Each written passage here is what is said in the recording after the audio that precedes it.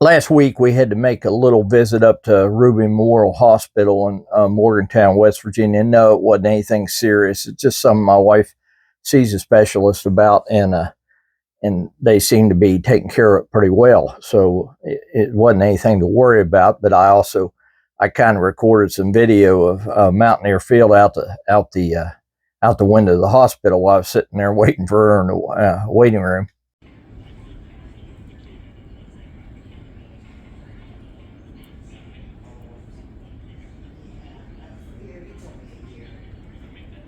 And so we did that.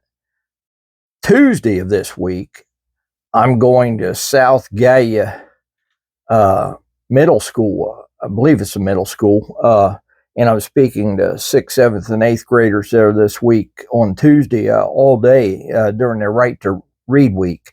I'm kind of excited about that because so many times I don't get to talk to talk a lot of times to people, younger people. I mean, a lot of times I get to speak to people, 40 or above. And so I'm kind of excited about the chance to actually speak somewhere and talk to a bunch of kids. I mean, I've heard so many times over the years, last few years, boy, my dad liked your books or my uncle loved your books, but I'd like to find some people younger than me that enjoyed my books too. And maybe create some new fans among the readers. And so that's one reason I'm really looking forward to speaking to these kids on Tuesday.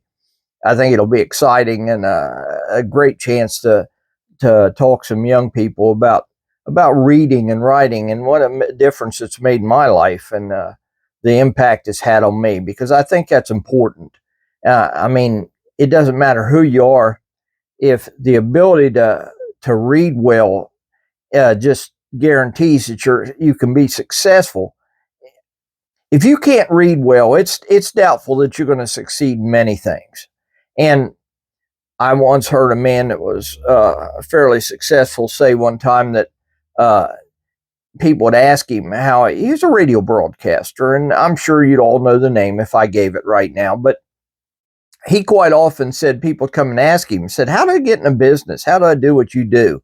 And he told them, the most important thing that you need to know is to be able to write and speak effectively, because he believed if you could do those two things, you could succeed in whatever it was you were trying to accomplish in your life. And I believe that's true I believe that's still true. I believe the ability to read and write and speak effectively, I think those things are just they're the catalyst for making a career succeed. And I just think it's important to young people and everyone. Reading's fundamental. It's something we all need, and it's something that makes your world better when you do it.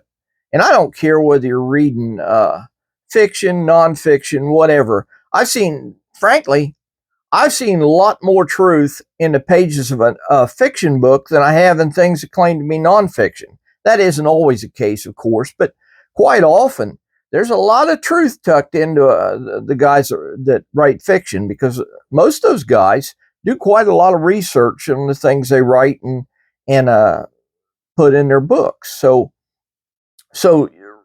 this idea that I don't learn anything. Now, somebody told me that one time, said, I don't learn anything by reading fiction. Well, I have to ask you, what kind of fiction are you reading? Because most of the fiction I read, I learn things quite often from people that write fiction books. And you can learn something from even just about everything if you're willing to read. And reading is it's a good exercise for your mind and training for your head and your thought processes.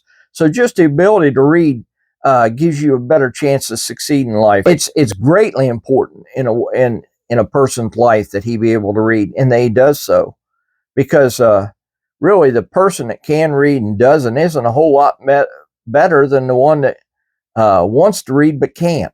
There's not a lot of difference there. So that's what I'm going to be doing this week, and I thought I'd give you a little bit about it. There'll be more coming later, real soon. I'm going to record some things that are taking place later in the week, and I'll share them with you as soon as I can. Thank you so much for stopping in. I'll talk to you again next week. Bye now.